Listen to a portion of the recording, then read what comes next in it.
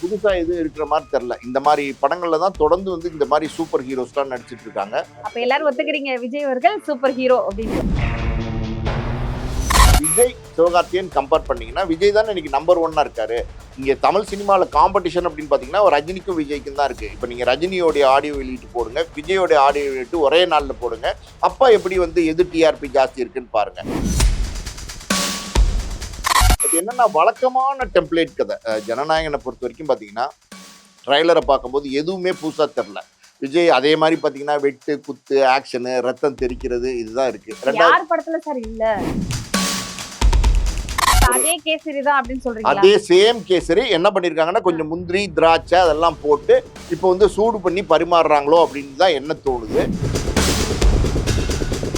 இந்த கதையில விஜய் மட்டும் நடிக்கல, இந்த கதையில அஜித் நடிக்கிறார், ரஜினி நடிக்கிறார், கமல் நடிக்கிறார், இன்னும் முன்னணி நடிகர்கள் எல்லாருமே நடிக்கும் போது இது ஒரே மாதிரியான டெம்ப்ளேட்ல தான் அந்த ஹீரோஸ் நடிக்கிறாங்க. அதனால அந்த ஒரு சலிப்பு வந்து மக்கள்கிட்ட இருக்கும். வழக்கமா சாப்பிட்ற மைசூர் பாக் தானே, வழக்கமா சாப்பிட்ற கேசரி தானே, அது இது பகவந்த் கேசரி வேற. அதனால வந்து அவங்க அந்த மாதிரி கடந்து போயிடுவாங்க. மூவி வேர்ல்டு மீடியா தமிழ் நேயர்களுக்கு வணக்கம். இன்னைக்கு நம்ம யாரை சந்திச்சு பேச போறோம்னா ஆஸ்கார் மூவிஸ் தயாரிப்பாளர் பாலாஜி பிரபு. அவங்க கிட்ட நிறைய விஷயங்கள் கேட்டு தெரிஞ்சுக்கலாம். மக்களே வாங்க கேட்கலாம். வணக்கம் சார். வணக்கம். எல்லா இடங்களையும் பேசிட்டு இருக்க ஒரு விஷயத்தை தான் நான் கேட்க போறேன். Parasakthi versus Jananayagan, Jananayagan versus Parasakthi. பராசக்தியில இருக்கிற அரசியல் வந்துட்டு ஸ்ட்ராங்கா இருக்குமா இல்ல வந்துட்டு ஜனநாயகன் ஸ்ட்ராங்கா இருக்குமா அப்படின்னு சொல்லிட்டு எல்லா இடங்கள்லயுமே டாபிக்கே அதே தான் இருக்கு.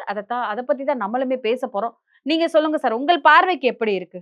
விஜய் வந்து ஜனநாயகன்ல அவரோட அரசியலை பேசியிருக்காரு. அதாவது வந்து தாவேக்கா வந்தா என்ன பண்ணும், விஜய் வந்து தலைவரா வந்தா என்ன பண்ணுவாரு, அதெல்லாம் அவர் பேசியிருக்காரு. அந்த ட்ரைலர் வந்துருச்சு, ஜனநாயகனோட ட்ரைலரும் வந்துருச்சு. இப்போ கிட்டத்தட்ட பார்த்தீங்கன்னா ஒரு ஒரு 1.5 நாள் 2 நாள் ஆச்சு. 37 மில்லியன் வந்து போயிருக்கு. உங்களுக்கு என்ன தோணுது அந்த ட்ரைலரை பார்க்கும்போது? ட்ரைலரை பார்க்கும்போது எனக்கு பார்த்தீங்கன்னா வழக்கமான விஜய் படம் தான். வழக்கமான விஜய் படம், வழக்கமான ஸ்டார் காஸ்ட் படங்கள் வரும் இல்லையா? அதாவது வந்து ஒரு அரசியல்வாதியை பழி வாங்குறது, அதுக்கப்புறம் பார்த்தீங்கன்னா ஒரு பெண்ணுக்கு நடந்த கொடுமையை வந்து எதிர்த்து போராடுறது, இந்த மாதிரியா ஒரு ஹீரோயிசம் அப்படின்னா அந்த மாதிரியான படமாக தான் அதை நான் பார்க்குறேன். இருக்க போறது தான் இருக்க போகுது, இருக்க போறது ஆல்ரெடி இருந்துகிட்டு இருக்கிறது இருக்கு. புதுசா எதுவும் இருக்கிற மாதிரி தெரியல. இந்த மாதிரி படங்கள்ல தான் தொடர்ந்து வந்து இந்த மாதிரி சூப்பர் ஹீரோஸ்லாம் நடிச்சிட்டு இருக்காங்க. விஜயும் பாத்தீங்கன்னா சூப்பர் ஹீரோ தான். இன்னைக்கு பாத்தீங்கன்னா தமிழ் சினிமால விஜய் வந்து டாப் ஸ்டார் தான். அதுல மாற்று எல்லாரும் ஒத்துக்கிறீங்க விஜய் அவர்கள் சூப்பர் ஹீரோ அப்படின்னு. விஜய் வந்து சூப்பர் ஹீரோ தான், அதுல ஒன்றும் சந்தேகம் இல்லை. சினிமால ரொம்ப முக்கியம். விஜய் வந்து சூப்பர் ஹீரோ சினிமால. அரசியல்ல வந்து அவர் என்ன போறாருங்கிறது இன்னும் யாருக்குமே தெரியாது. பட் என்னன்னா வழக்கமான டெம்ப்ளேட் கதை. ஜனநாயகனை பொறுத்த வரைக்கும் பாத்தீங்கன்னா ட்ரைலரை பார்க்கும்போது எதுவுமே புதுசா தெரியல. விஜய் அதே மாதிரி பாத்தீங்கன்னா வெட்டு குத்து ஆக்ஷனு ரத்தம் தெரிக்கிறது இதுதான் இருக்கு. யார் படத்துல சார் இல்ல? இப்ப அதான் சொல்றேன்ல, இது ஒரே டெம்ப்ளேட்ல இருக்கிறதுனால தானே இப்ப படங்கள்லாம் ஓட மாட்டேங்குது. மக்கள் பார்த்து எதிர்பார்க்கறாங்க. மக்கள் எங்க அதை எதிர்பார்க்கறாங்க? போன வருடம் ஆடியோ லான்ச் ஒரு எடுத்துக்காட்டு போதாதா? இல்ல 2026 25 படங்களையும் எடுத்து பாருங்களேன். சூப்பர் ஹீரோஸ் நடிச்ச எல்லா படங்களுமே வந்து தோல்வி படங்கள் தான். எந்த படமுமே பெருசா கலெக்ட் பண்ணல. கூலி, குட் பேட் அக்லி அது மட்டும் தான் ஓரளவு கலெக்ட் பண்ணுச்சு. ஆனா அந்த 2 படமே பாத்தீங்கன்னா இதே மாதிரி வெட்டு குத்து அடிதடி தான். ஸோ இதை சேம் டெம்ப்ளேட்ல வந்து ஹீரோஸ் நடிச்சுட்டு வராங்க. ஹீரோஸ் என்ன நினைக்கிறாங்கன்னா இந்த சூப்பர் ஹீரோஸ் விஜய் சேர்த்து தான் இந்த மாதிரி படங்கள்ல நடிச்சா போதும், இந்த மாதிரி படங்கள் மக்கள் என்ஜாய் பண்ணா போதும் அப்படின்னு நினைக்கிறாங்க. ஏன் தோல்வி? சூப்பர் ஹீரோஸ் நடிச்ச படம் எல்லாம் ஏன் தோல்வி அடைஞ்சிச்சுன்னு நினைக்கிறீங்க நீங்க? கண்டென்ட் இல்லம்மா, கண்டென்ட் இல்ல. இப்ப நீங்க வந்து ஜனநாயகனே முதல்ல படம் ரிலீஸ் ஆனா தியேட்டர்ல போய் பார்த்ததுக்கு அப்புறம் தான் அந்த படத்துல என்ன இருக்கு அப்படிங்கிற ஒரு விஷயம் நம்மளுக்கு தெரியும். இப்பதான் சார் நிறைய ரிவ்யூவர் வந்து படம் வர்றதுக்கு முன்னாடியே படம் கதை இப்படி இருக்கு, படம் அன்னதை நோக்கி போகுது, படத்துல இது வருது அது வருதுன்னு சஸ்பென்ஸ் ஃபுல்லா முடிச்சிடுறாங்க. அதுக்கப்புறம் படம் ரிலீஸ் ஆகிறதுக்கு முன்னாடியே வேற ஊர்ல ரிலீஸ் ஆகிற பிரிண்ட்டும் வந்துருது, அதையும் பாத்துடுறாங்க. அதுக்கப்புறம் எப்படி சார் இந்த படம் சக்சஸ் ஆகும்? பிரிண்ட் வந்துருது வரல இதெல்லாம் நீங்க விட்டுருங்கம்மா. அதாவது வந்து இந்த பெரிய ஸ்டார்ஸ் நடிக்கிற படங்கள்லாம் இருக்கு பாத்தீங்களா, சேம் டெம்ப்ளேட் படங்கள்லாம் எடுக்கிறாங்க. நீங்க வந்து பிரிண்ட் வந்துருது ரிவ்யூ பண்றாங்க, அதனால வந்து டேமேஜ் பண்றாங்க எல்லாம் சொன்னா கூட தக் லைஃப் மாதிரி இந்தியன் 2 மாதிரி படங்கள்லாம் எடுத்தீங்கன்னா எப்படி பார்ப்பாங்க? மக்கள் பார்க்குற மாதிரி படங்கள் எடுக்கணும்ல. இப்போ நீங்கள் அதே எடுத்துக்கிட்டீங்கன்னு வச்சுக்கோங்களேன், ஒரு வந்து எப்படி அந்த டூரிஸ்ட் ஃபேமிலின்னு ஒரு படம் வந்துச்சு, போன வருஷம் குடும்பஸ்தன் ஒரு படம் வந்துச்சு, பைசன் ஒரு படம் வந்துச்சு, டியூடு வந்துச்சு, டிராகன் வந்துச்சு, அதுக்கப்புறம் பார்த்தீங்கன்னா பல படங்கள் நம்ம போன வருஷத்துலேயே மாமன் வந்துச்சு.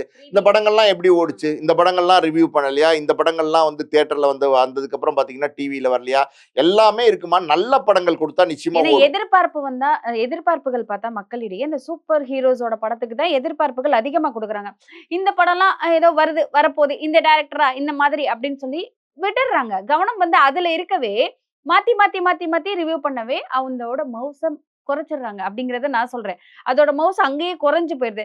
இப்ப நீங்க நம்ம இப்ப டாப்ல நின்ன பைசனாக இருக்கட்டும், நெறைய படங்கள் எல்லாருக்குமே மக்களுக்கு புடிச்சது. ஏன்னா, அத யாருமே பேசல. அத யாருமே எடுத்து எடுத்து இது பண்ணல. வருது பார்த்துக்கலாம் அப்படின்னு விட்டுட்டாங்க. ஆனா இந்த மாதிரி சூப்பர் ஹீரோஸோட படத்த விட மாட்றாங்களே. இப்பவே பாருங்க சார், நேத்து ஜீ தமிழ்ல வந்துட்டு ஆடியோ லான்ச் வந்துட்டு போட்டாங்க. சோ இந்த பக்கம் பார்த்தா எல்லா டிவிகளையும் அவங்களுக்கு தேவையானது போட்டாங்க. டிஆர்பி ரேட்டிங்ல எது சார் ஃபர்ஸ்ட்ல இருந்தது? ஜீ தமிழ் தாம்மா. நான் ம். தான் சொல்றேன்ல, விஜய் இன்னைக்கு தமிழ் சினிமால வந்து டாப் ஸ்டார்மா. அதுல வந்து மாற்று கருத்தே கிடையாது. அதாவது இன்னைக்கு வந்து ஒரு பெரிய நடிகருடைய படம் வரும்போது, அதுவும் வந்து பார்த்தீங்கன்னா, ஒரு உச்சபட்சத்துல இருக்கிற ஒரு டாப் ஸ்டாரா இருக்கிறவருடைய ஆடியோ ரிலீஸ் வெளியிடும்போது, அதுக்கு தான் ஆடியன்ஸ் வந்து ஜாஸ்தியா பார்ப்பாங்க. சிவகார்த்திகேயன் வந்து இன்னைக்கு மிகப்பெரிய உயரத்த அடைஞ்சிருக்காரு. அதுல மாற்று சந்தேகமே கிடையாது. ஆனா, விஜய், சிவகார்த்திகேயன் கம்பேர் பண்ணீங்கன்னா, விஜய் தானே இன்னைக்கு நம்பர் 1 இருக்காரு. இங்க தமிழ் சினிமால காம்படிஷன் அப்படின்னு பார்த்தீங்கன்னா, ரஜினிக்கும் விஜய்க்கும் தான் இருக்கு. இப்ப நீங்க ரஜினியோடைய ஆடியோ வெளியீட்டு போடுங்க, விஜயோட ஆடியோ வெளியீட்டு ஒரே நாள்ல போடுங்க. அப்ப எப்படி வந்து எது டிஆர்பி ஜாஸ்தி இருக்குன்னு பாருங்க. அங்க உங்களுக்கு வந்து 2மே ஈக்குவலா இருக்கும். 2க்குமே டிமாண்ட் இருக்கும். இப்ப விஜய் சிவகார்த்திகேயன் போது 2ம் நேத்திக்கு வந்து ஆடியோ வெளியீட்டு வந்துச்சு. இது சன் டிவில வந்துச்சு, அது ஜீ தமிழ்ல வந்துச்சு. ஸோ விஜயோட படத்தினுடைய ஆடியோ வெளியீட்ட நெறைய பேர் பார்த்துருக்காங்கங்கிறது உண்மதான். ஆனா ட்ரைலர பார்த்தா நான் என்ன சொல்ல வரேன் அப்படின்னா, சேம் டெம்ப்ளேட் இது. இதுக்கு முன்னாடி வந்த அதே டெம்ப்ளேட். இன்னும் சொல்லப்போனா பகவந்த் கேசரின்னு ஒரு படம். அது பாலையாவோட படம். அது ரீமேக் இல்லைன்னு சொன்னாங்க. ஆனா இந்த இந்த இந்த ட்ரைலர பார்த்தா, அந்த பாலையா கட்டியிருக்க வாட்ச கூட வந்து விஜய் கட்டியிருக்காரு. அதே வாட்ச், அதே இடத்துல எடுக்கிறது, அதே ஷாட், அதே கம்போசிஷன் அப்படியே வந்து எடுத்து வச்சிருக்காங்க. ஒரு அதே கேசரி தான் அப்படின்னு சொல்றீங்களா? அதே சேம் கேசரி என்ன பண்ணியிருக்காங்கன்னா, கொஞ்சம் முந்திரி, திராட்சை அதெல்லாம் போட்டு, இப்போ வந்து சூடு பண்ணி பரிமாறுறாங்களோ அப்படின்னு தான் என்ன தோணுது. அதாவது வந்து பகவந்த் கேசரி படத்த அப்படியே எடுத்து வச்சிருக்காங்க. ஒரு ஒரு படத்த வந்து எதுக்கு வந்து அப்படியே எடுக்கிறதுக்கு எதுக்கு ரீமேக் பண்ணணும்? டப்பிங் பண்ணியிருக்கலாமே. இதுல ஏதாவது மாற்றங்கள் பண்ணியிருக்கணும். விஜய் என்ன நினைக்கிறாருன்னா, அவருடைய அரசியல் இந்த மாஸா பேசுறது. அதாவது யார்ரா என் பொண்ண தொட சொன்னது அப்படின்ற மாரியோ, வெட்டுறது மாரியோ, குத்துறது மாரியோ, உங்களையெல்லாம் அரசியல் பண்ண வர சொன்னா, நீங்க ஊழல், இது கொலை பண்ணிட்டு இருக்கீங்களா? அப்படின்னு சாட்டை சாட்டை எடுத்து எடுத்துட்டு அடிக்கிறது. இதெல்லாம் வந்து நெறைய ஒருவேளை படத்துல எம்ஜிஆர் வந்துருச்சுமா. ஏம்மா ஸ்டைல். எம்ஜிஆரே சாட்டை எடுத்துட்டாருமா. ஆமா. எத்தன வருஷத்துக்கு முன்னாடி?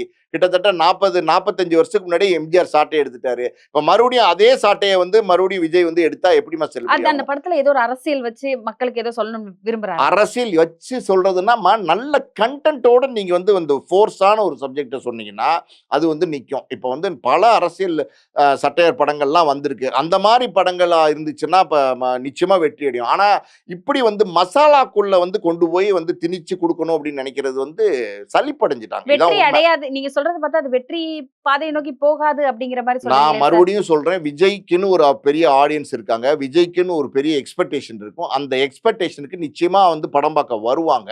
ஆனா, இதுல வந்து புதுசா எதுவும் இருக்கிற மாரி தெர்ல. புதுசா அதாவது ஃப்ரெஷ்ஷா நீங்க ஏதாவது குடுத்தீங்கன்னா தான் அத வந்து மக்கள் விரும்புவாங்க. அதனால வந்து பார்த்த படமே பார்க்குற மாரி இருக்கும்.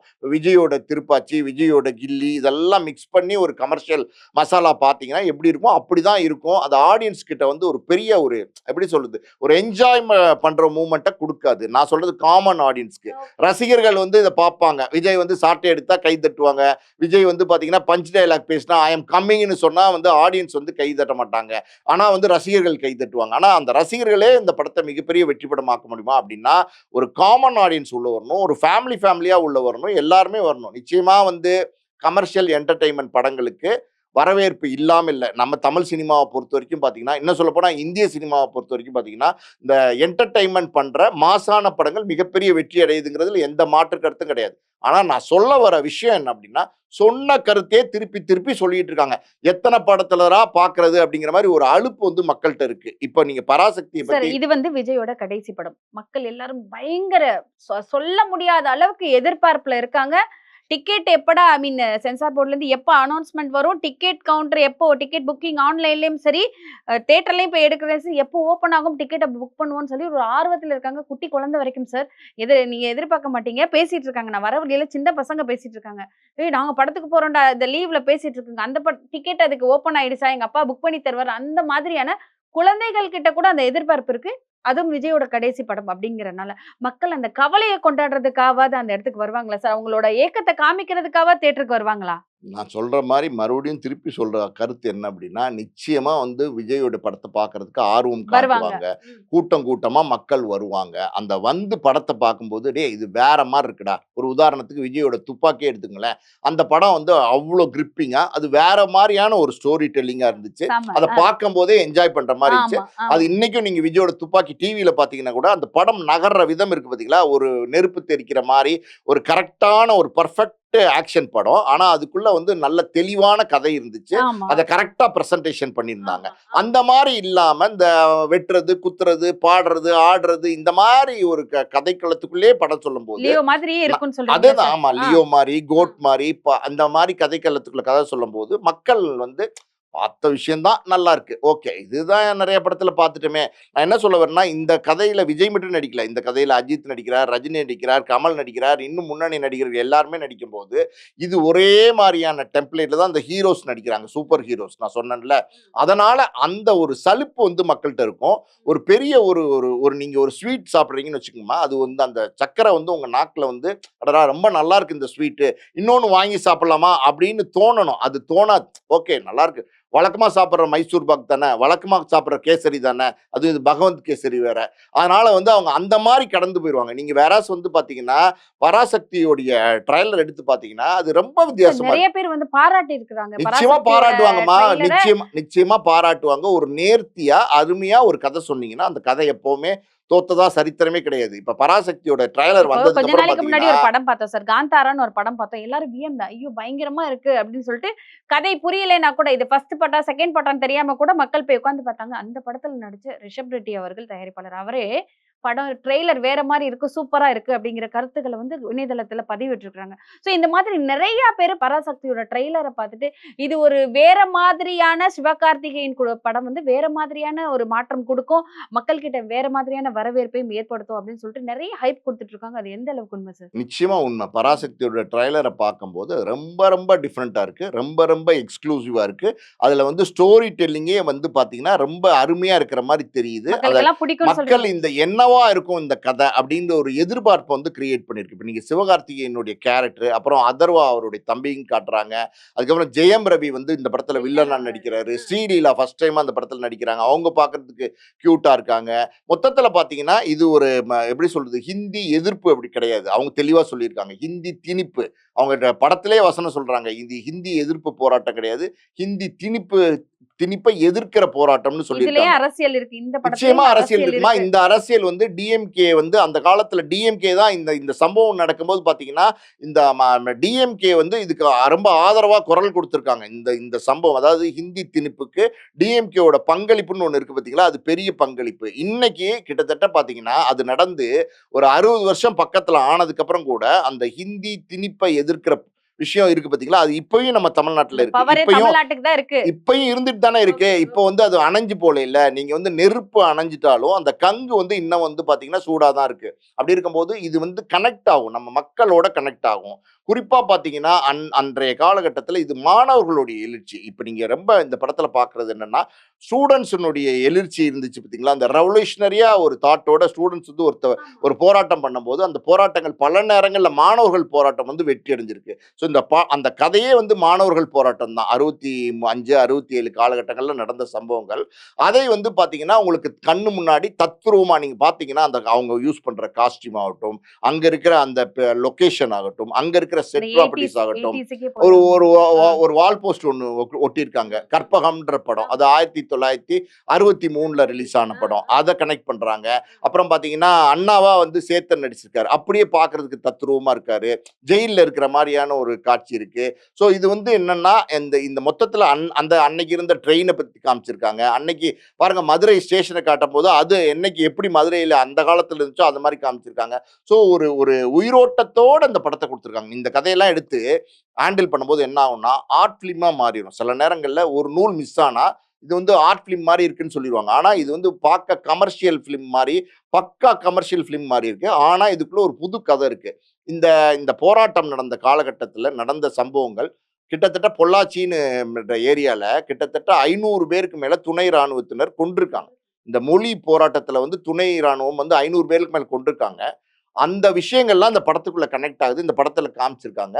இது இன்னைக்கு இருக்கிற ஜெனரேஷனுக்கு தெரியுமா? அப்படின்னா தெரியாது. ஆனா, இந்த தமிழ் அப்படிங்கிற உணர்வு இருக்கு பார்த்தீங்களா? அது இன்னைக்கு இருக்கிற ஜெனரேஷனும் தமிழ் தானே பேசுறாங்க. கண்டிப்பா சார். நீங்க 1000 ஹிந்தி பேசினாலும், இங்கிலீஷ் இங்கிலீஷ் பேசினாலும், பேசினாலும் தாய்மொழிங்கிறது தமிழ் தானே. தவழ்ந்து வர மொழி தமிழ் தானே. நீங்க என்னவா கற்பனை பண்றீங்க? நீங்க என்னவா கனவு காண்றீங்க?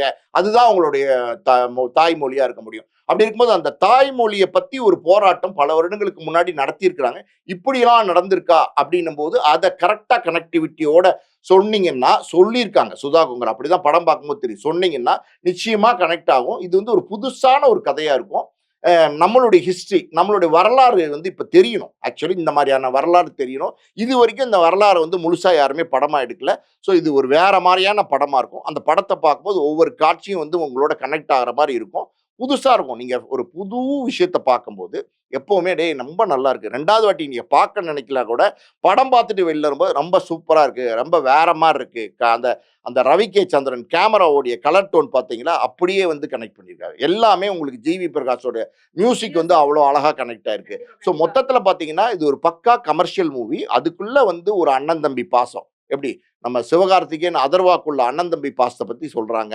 முதல் தடவையா ஜெயம் ரவி வந்து வில்லனா வராரு. அவருடைய கேரக்டர் எப்படி ஜெயம் ரவி வில்லனா நடிச்சா எப்படி இருக்கும்? ஏன்னா அவர் வந்து சாஃப்ட்டாவே படங்கள் நடிச்சிருந்தாரு. அது ரொம்ப நல்லா இருக்கு. அது கனெக்ட் ஆகுது. ஸோ அந்த ஸ்ரீலீலாங்கிற கதாநாயகியை பொறுத்தவரைக்கும் நம்ம தமிழ் படத்துக்கு முதல் படம்.